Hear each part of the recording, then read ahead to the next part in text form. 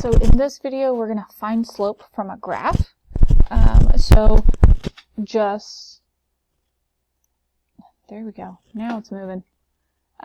Just a reminder, slope is rate of change is slope. So when we talk about slope or rate of change, we're talking about the same thing. And so in that last video we talked about how the rate of change is our vertical difference, so our rise over our run, because it's a ratio. So we write slope as a function or rate of change as a function.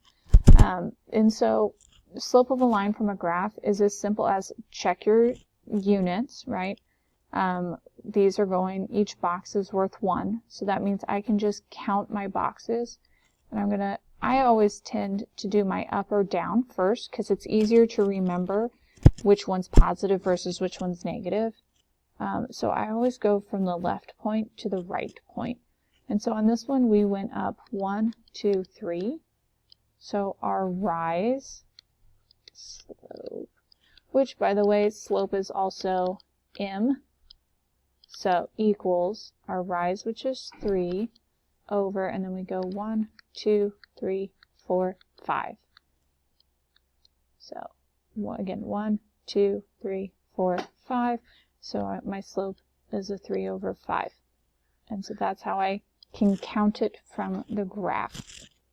So then when I look at this one, and the other thing, like, this is an increasing line, which means it's a positive slope. This is a decreasing line, so I know my slope is going to end up being negative, and I can figure that out pretty quickly because my first move is down 1, right? And down is a negative.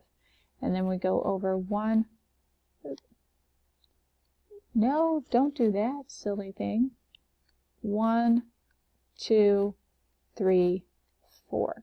So we went down 1 and over 4, which is equal to a negative 1/4. Whether you put the negative with the 1 or whether you put it out in front of the whole thing, it doesn't matter. Either way, it's a negative 1/4 for a slope. Okay, and so that is finding the slope of a line from a graph.